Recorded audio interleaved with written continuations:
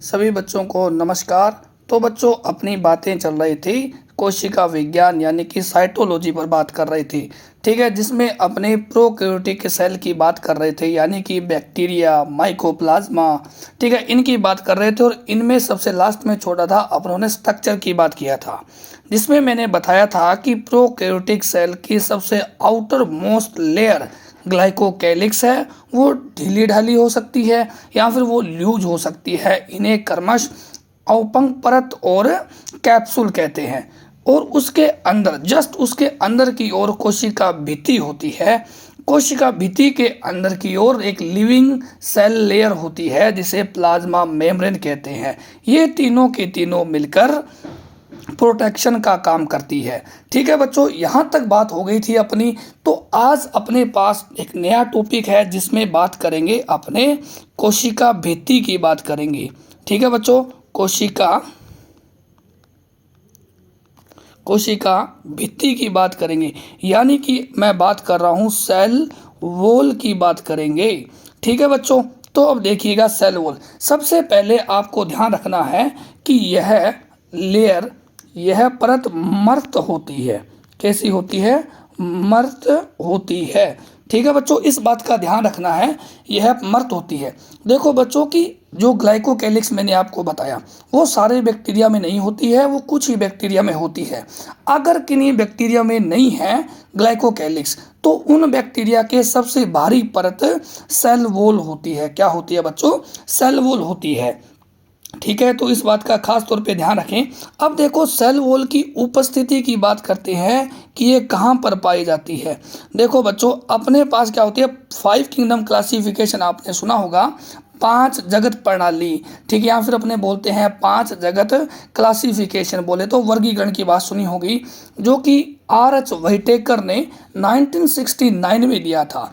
उसने 5 किंगडम बनाए थे, जिसका पहला जो किंगडम था उसे मोनेरा किंगडम कहते हैं। याद आया बच्चों? मोनेरा किंगडम में सारे के सारे बैक्टीरिया रखे गए हैं, या फिर मैं कहूँ कि सारे के सारे प्रोकैरियोटिक सेल मोनेरा जगत में आता है। ठीक है, मोनेरा जगत में आते हैं। देखो मोनेरा में कौन आते हैं अपने पास? बैक्टीरिया आते हैं, या फिर मैं कहूँ you bacteria plus Archie bacteria आते हैं, आर्की बैक्टीरिया आते हैं। ठीक है, अब देखो अगर मैं बात करता हूँ मोनेरा में, इनकी जो सेल वॉल है, कोशिका भित्ति, सेल वॉल किसकी बनी होती है? पेप्टाइडोग्लाइकेन की, पेप्टाइडोग्लाइकेन की बनी होती है, पेप्टाइडोग्लाइकेन।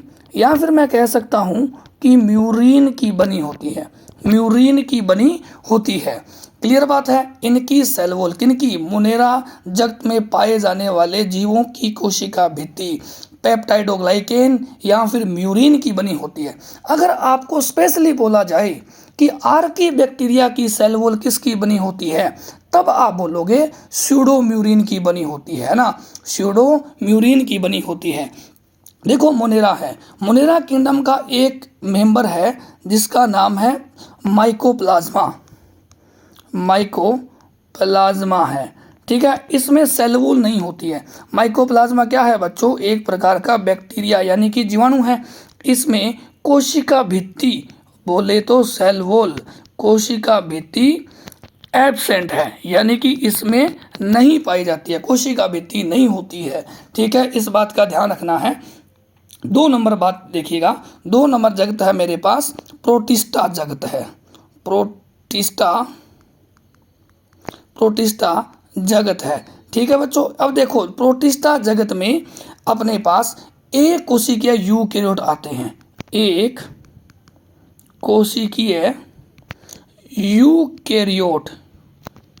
यूकेरियोट्स ऑर्गेनिज्म आते हैं। ठीक है, अब देखो इनमें कौन कौन आते हैं अपने पास? इनमें हो जाएंगे प्रोटिस्टा जगत में अपने पास कौन कौन, ध्यान से देखिएगा। एक तो मैंने कहा डायएटम्स आते हैं। 2 नंबर मैंने कहा डायनोफ्लैजिलेट्स आते हैं, 3 नंबर मैंने कहा इसमें युगलीना, क्या है बच्चों? युगलीना है। और 4 नंबर मैंने कहा अवपंख कवक, जिन्हें फाल्स फंजाई भी कहते हैं। और 5 नंबर आता है प्रोटोजोआ। प्रोटोजोआ आते हैं। ये इनके 5 क्लासिफिकेशन किए गए हैं, जो आगे ग्रुप बनाए गए हैं। सुनिएगा ध्यान से। पहले जो 3 हैं यानी कि डायएटम्स, डायनोफ्लैजिलेट्स और युगलिना में तो इनमें क्या है, सेल वॉल प्रेजेंट है, इनमें सेल वॉल उपस्थित है। ठीक है, सेल वॉल उपस्थित है। यानी कि मैं कह सकता हूँ या फिर मैं कहूँ कि और डीपली बात करें तो इन दोनों की सेल वॉल है, इनकी दोनों की सेल वॉल सेल्यूलोज की बनी हुई है, सेल्यूलोज की बनी है। इसमें यहाँ पर सेल वॉल नहीं है। इन तीनों की बात करें तो फिर सेल वॉल एब्सेंट है, इन तीनों में सेल वॉल नहीं होती है। अरे डायएटम्स और डायनोफ्लैजिलेट में सेल वॉल है, जो कि सेल्यूलोज की बनी हुई है। ठीक है बच्चों। 3 नंबर अपने पास जगत आता है कवक, बोले तो फंजाई। ठीक है, इनकी जो सेल वॉल है, cell wall of fungi are made up of chitin. किसकी बनी हुई है, काइटिन की बनी हुई है। और ये काइटिन नाग का बहुलक है, नाग का बहुलक है। एन एसिटाइल ग्लूकोजामिन, इसकी फुल फॉर्म क्या है बच्चों, एन एसिटाइल ग्लूकोजामिन। एक बार ध्यान से सुन लीजिएगा और अपने आप लिखिएगा। एन एसिटाइल, जी का मतलब ग्लूकोजामिन है। ठीक है, जो नाग का बहुलक है कौन, काइटिन है। 4 नंबर बात सुनिएगा अपने पास। मैंने कहा पादप जगत है, पादप जगत की बात चल रही है बच्चों। ठीक है, इनकी जो सेल वॉल है, सेल वॉल बोले तो कोशिका भित्ति मर्त होती है। ये बनी होती है इनमें, एक तो मैंने कहा सेल्यूलोज जो मेन कंपोनेंट है, plus hemi cellulose plus pectin plus protein की बनी होती है, पैक्टीन प्रोटीन की बनी होती है। पादपों की cell wall cellulose, hemicellulose, pectin protein की बनी होती है। 5 नंबर में बात करता हूँ जंतु जगत में। जंतु जगत की सेल वॉल किसकी बनी होती है बच्चों, इनमें जंतु जगत में सेल वॉल एब्सेंट होती है, यानी कि होती नहीं है। जंतु जगत में कौन है, अपने हैं, अपनों में सेल वॉल नहीं पाई जाती है। तो ये बात समझ आई बच्चों कि जंतु जगत में सेल वॉल नहीं पाई जाती है। पादपों की सेल वॉल सेल्यूलोज की बनी होती है। कवकों की जो सेल वॉल है वो काइटिन, और काइटिन नाग का बहुलक है। और प्रोटिस्टा में कुछ मेंबर में सेल वॉल है, वो सेल्यूलोज की है, जिनमें नहीं है उनमें नहीं है। ठीक है, और अपने पास मोनेरा किंगडम है, उनमें थोड़ा सा वेरिएशन देखने को मिलता है। अगर आपसे डायरेक्ट पूछा जाए कि जीवाणुओं की कोशिका भित्ति किसकी बनी होती है, तो आप बताओगे पेप्टाइडोग्लाइकेन की, या फिर बोलोगे म्यूरिन। अगर नाम दे के आए कि आर्की बैक्टीरिया की सेल वॉल किसकी बनी होती है, तब बताओगे स्यूडो म्यूरिन की। माइकोप्लाज्मा में सेल वॉल नहीं होती है। ठीक है बच्चों, अब बात करते हैं कि जो कोशिका भित्ति है इसके काम क्या है, कार्य क्या है। कोशिका भित्ति के कार्य की बात करते हैं कि ये काम क्या क्या करती है। पहली बात सुनिएगा कि ये मर्त है, दृढ़ स्ट्रक्चर है। तो यह है कौन, कोशिका भित्ति। यह है शेप एंड साइज, बोले तो आकार एवं आकृति प्रदान करती है, आकृति प्रदान करती है। यानी कि जिसमें सेल वॉल होगी उनकी एक निश्चित आकृति और आकार होगा। जैसे कि मैं बात करूं माइकोप्लाज्मा, माइकोप्लाज्मा में सेल वॉल नहीं है, इसका मतलब हो गया कि उसका कोई फिक्स आकार नहीं है, ना ही कोई उसके पास आकृति है। तो वो माइकोप्लाज्मा पादप जगत का जोकर कहलाता है, क्योंकि उसकी कोई निश्चित आकार व आकृति नहीं है। 2 नंबर कार्य क्या है कोशिका भित्ति का, यह है संक्रमण से बचाती है, संक्रमण से प्रोटेक्ट करती है, बोले तो बचाती है। ठीक है, संक्रमण से बचाएगी। 3 नंबर यांत्रिक सहायता देती है, क्योंकि मर्त और दृढ़ है तो यांत्रिक सहायता प्रदान करती है। कौन, सेल वॉल जो कि डेड है। और 4 नंबर मैंने कहा कि कोशिका भित्ति वृहद अणुओं को सेल्स के अंदर नहीं आने देती है, यानी कि मैंने कहा कोई बड़े लार्ज मॉलिक्यूल है जो सेल्स के अंदर आ सकते हैं तो सेल वॉल उनको प्रोटेक्ट कर देती है, यानी कि वो नहीं आ सकते अंदर। ठीक है, ये सेल वॉल के काम है। वेरी वेरी इंपॉर्टेंट काम है कि ये कोई भी सेल है या फिर कोई जीव है उसको आकार एवं आकृति प्रदान करते हैं।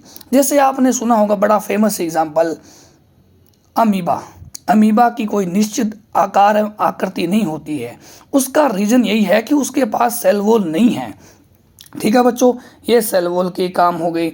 अब देखो आगे बात करते हैं, सेल वॉल अपने पास क्या होती है, डेड होती है।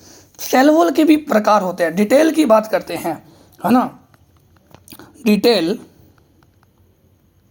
ऑफ सेल वॉल, कोशिका भित्ति मर्त होती है, इस बात का ध्यान रखना बच्चों। अब देखो सबसे अंदर की ओर मैंने कहा प्लाज्मा मेम्ब्रेन होती है जो कि लिपिड की बाइलेयर है। इसके बाहर की ओर क्या एक लेयर और है जिसे अपने सेल वॉल कहते हैं। ये देखो ये बाहर की ओर है, ये सेल वॉल है। ठीक है, ये अंदर की ओर क्या येलो कलर में शो हो रही है, ये प्लाज्मा मेम्ब्रेन है और प्लाज्मा मेम्ब्रेन लिपिड की बाइलेयर है जो कि लिविंग है, सेल वॉल है। अब ये पहले बनी है तो मैंने बोल दिया कि ये प्राइमरी बोले तो प्राथमिक सेल वॉल है। ठीक है, अब ये प्राइमरी है तो आज ये क्या है, लिविंग है। क्या है बच्चों, लिविंग बोले तो जीवित है। ये क्या है, जीवित है तो ये क्या कर सकती है, ग्रोथ कर सकती है, ये वृद्धि ग्रोथ कर सकती है क्योंकि अभी ये जिंदा है। जैसे जैसे टाइम बीतेगा तो ये क्या होगी, मर्त हो जाएगी। कौन, प्राइमरी सेल वॉल। समय के साथ साथ प्राइमरी सेल वॉल क्या हो जाएगी, मर्त हो जाएगी। ठीक है, प्राइमरी सेल वॉल है, इसका मतलब बाद में सेकेंडरी सेल वॉल भी आएगी। एक टाइम के बाद क्या होगा कि अपने पास एक सेल वॉल और आ जाएगी, जो बाद में आएगी उसे क्या बोलोगे बच्चों, सेकेंडरी सेल वॉल। ये प्लाज्मा मेम्ब्रेन है, येलो कलर की पहले भी शो कर चुके हैं, जो लिपिड की बाइलेयर है, लिविंग है। और ये सबसे बाहर की ओर जिसे मैंने क्या बोला है, प्राइमरी सेल वॉल, जिसे अपने क्या बोलते हो बच्चों, प्राइमरी सेल वॉल। ठीक है, अब देखो इन दोनों के बीच में अपने पास एक लेयर और आ जाती है जिसे सेकेंडरी सेल वॉल कहते हैं। जिसे क्या बोलते हो, सेकेंडरी सेल वॉल कहते हैं। अब देखो नाम देते हैं, तो सबसे जो बाहर है उसे प्राइमरी सेल वॉल, बीच वाले को सेकेंडरी सेल वॉल। ठीक है, सेकेंडरी सेल वॉल। और जो येलो कलर की अंदर की ओर है इसे अपने कहते हैं बच्चों प्लाज्मा मेम्ब्रेन। ठीक है, प्लाज्मा मेम्ब्रेन है, ये निश्चित तौर पे डेड होती है। ये क्या होती है, डेड होती है। अब डेड क्यों है, सुनिएगा बच्चों ध्यान से। ये देखो सेल वॉल किसकी बनी होगी, प्लांट की बात कर रहे हैं, तो मैंने कहा ये cellulose plus hemi cellulose plus lignin का डिपोजिशन हो जाता है, लिग्निन का डिपोजिशन हो जाता है, लिग्निन का डिपोजिशन हो जाता है। इस कारण से ये क्या हो जाती है, मर्त हो जाती है। It means secondary cell wall क्या है बच्चों, डेड बोले तो ये मर्त होती है ना। प्राइमरी सेल वॉल शुरुआत में लिविंग होती है और बाद में मर्त हो जाती है ना, क्योंकि इसमें भी धीरे धीरे लिग्निन का डिपोजिशन होने लगता है। सेकेंडरी सेल वॉल तो शुरुआती दौर से ही मर्त होती है क्योंकि इसमें लिग्निन का डिपोजिशन हो जाता है। कभी कभार आपसे सीक्वेंस पूछ लिया जाता है कि primary cell wall, secondary cell wall, plasma membrane का, तो आप क्या बोलोगे कि आउटर से इनर की ओर, ये मैंने कहा आउटर है और आप कहाँ जा रहे हो, इनर, अंदर की ओर। तो सबसे पहले क्या आएगा अपने पास, तो मैंने कहा प्राइमरी सेल वॉल, उसके बाद क्या आएगा, सेकेंडरी सेल वॉल, उसके बाद क्या आएगा बच्चों, प्लाज्मा मेम्ब्रेन। और प्लाज्मा मेम्ब्रेन मैं फिर कह रहा हूँ बच्चों, ये लिविंग होती है, लिपिड की बाइलेयर होती है। ये आप ध्यान रखना इनका सीक्वेंस। तो आप बाहर से अंदर जाओगे तो सबसे पहले आपको प्राइमरी सेल वॉल, उसके बाद सेकेंडरी सेल वॉल, उसके बाद प्लाज्मा मेम्ब्रेन मिलती है। और प्लाज्मा मेम्ब्रेन लिपिड की बाइलेयर है जो कि लिविंग है। ठीक है बच्चों, ध्यान रखना। आपसे पूछा जा सकता है कि जो सेकेंडरी सेल वॉल है वो डेड क्यों हो गई? क्योंकि उसमें लिग्निन का डिपोजिशन हो गया है। Secondary cell wall plasma membrane और प्राइमरी सेल वॉल के बीच में बनती है। इस बात को भी आपको ध्यान में रखना है बच्चों। ठीक है बच्चों, ये बातें आपको ध्यान में रखना है। ठीक है, अभी कभी कभार अपने ऐसे भी बोलते हैं कि जो सेल वॉल है, सेल वॉल क्या है? डेड है। जो डेड हो जाते हैं वो एपोप्लास्ट का हिस्सा हो जाते हैं। तो मैंने कहा कि जो सेल वॉल है, इस बात को ध्यान रखना बच्चों, सेल वॉल एपोप्लास्ट एपोप्लास्ट का हिस्सा है, एपोप्लास्ट का हिस्सा है। ठीक है बच्चों, एपोप्लास्ट का हिस्सा है, यानी कि जो मर्त हो जाते हैं वो एपोप्लास्ट का हिस्सा हो जाते हैं। और कौन मर्त है? जैसे मैं बात करता हूँ वेसल्स, ट्रैकिड्स, वो भी क्या है? मर्त है। तो वो भी किसका हिस्सा हो जाएंगे? एपोप्लास्ट का हिस्सा हो जाएंगे। अब देखो लिग्निन का डिपोजिशन हुआ, मैंने आपको बताया था कि लिग्निन का डिपोजिशन हुआ है। अब सुनिएगा, ये वाइट वाली सबसे आउटर मोस्ट लेयर है, इसको आपने क्या बोला? Primary cell wall. बिल्कुल सही बात। उसके अंदर की ओर जस्ट अंदर की ओर सेकेंडरी सेल वॉल है। और उसके अंदर क्या है बच्चों? प्लाज्मा मेम्ब्रेन है। क्लियर बात है। अब क्या होगा, इनमें धीरे धीरे लिग्निन का डिपोजिशन होता है इस प्रकार से। ये क्या हो गया? लिग्निन का डिपोजिशन हो गया है। ठीक है, इस प्रकार से लिग्निन का डिपोजिशन हो गया है। अब देखो, लिग्निन का डिपोजिशन सीक्वेंसली नहीं होता है ना, कहीं कहीं पर होता है। यानी कि ये अंदर क्या है? साइटोप्लाज्म। अब साइटोप्लाज्म यहाँ से बाहर आ सकता है ना, और यहाँ से कोई चीज़ें अंदर मूव कर सकती है। जहाँ से चीज़ें अंदर बाहर मूव कर रही है उन स्पेस को क्या बोलते हैं? गर्त कहते हैं। उन्हें क्या बोलते हो? पिट्स या फिर गर्त कहते हैं। यानी कि वो जगह है जहाँ पर लिग्निन का डिपोजिशन नहीं होता है। यह वो जगह है जहाँ पर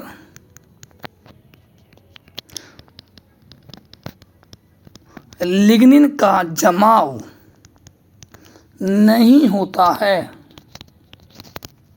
उसे हम क्या कहते हैं?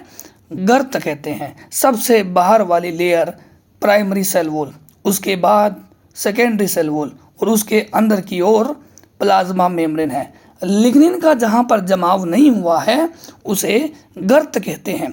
गर्त से ही तो चीज़ें अंदर बाहर मूव करती है। साइटोप्लाज्म वाली चीज़ें बाहर आ जाएगी, बाहर वाली चीज़ें अंदर चली जाएगी।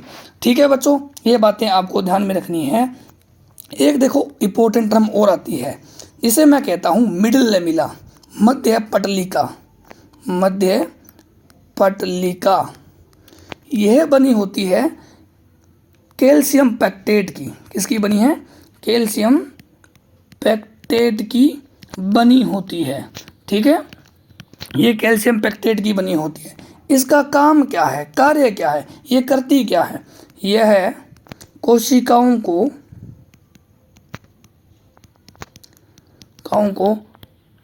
पकड़ने एवं चिपकाने का काम करती है। पकड़ने और चिपकाने का काम करती है। ठीक है बच्चों, इस बात का ध्यान रखना है। और एक लास्ट हेडिंग आती है जिसे बोलते हैं अपने प्लाज्मोडेस्माटा। प्लाज्मोडेस्माटा ये क्या है? ये क्या करते हैं? जैसे कि मैंने कहा, यह पड़ोसी कोशिकाओं की, पड़ोसी जो आसपास की सेल्स होती है उन्हें पड़ोसी कोशिका कहते हैं। पड़ोसी कोशिकाओं के साइटोप्लाज्म को कनेक्ट करती है, साइटोप्लाज्म को जोड़ती है। इस बात को ध्यान रखना है। जैसे कि ये मैंने कहा एक सेल है, ठीक है, ये अपने पास एक सेल है, ये भी एक सेल है, या पास पास सेल है तो पड़ोसी कोशिकाएं हैं, तो इनमें क्या होंगे, इस प्रकार से प्लाज्मोडेस्माटा होगा। ठीक है, कोई स्पेस है जहाँ से इस कोशिका का साइटोप्लाज्म यहाँ आ सकता है, इस कोशिका का साइटोप्लाज्म यहाँ आ सकता है, और ये प्लेस ही क्या है अपने पास, प्लाज्मोडेस्माटा है। ठीक है बच्चों, ये ध्यान रखना अपने पास कि दो कोशिकाएं, आसपास की जो कोशिकाएं हैं उनका साइटोप्लाज्म आपस में आदान प्रदान होता रहता है, जिसके द्वारा होता है उसे प्लाज्मोडेस्माटा कहते हैं। ठीक है बच्चों, तो यहाँ पर अपना सेल वॉल की बातें हैं जो कंप्लीट हो गई है। तो अगले लेक्चर में बात करेंगे प्लाज्मा मेम्ब्रेन की। तो मैं कहूँगा बच्चों आप अच्छे से पढ़ते रहिए, स्वस्थ रहिए और मस्त रहिए। ठीक है, ज़्यादा पढ़ाई का लोड ना लें, और बस जो रोज़ का काम रोज़ है वो करते रहें और पढ़ाई करते रहें। ठीक है बच्चों, all the best, thank you.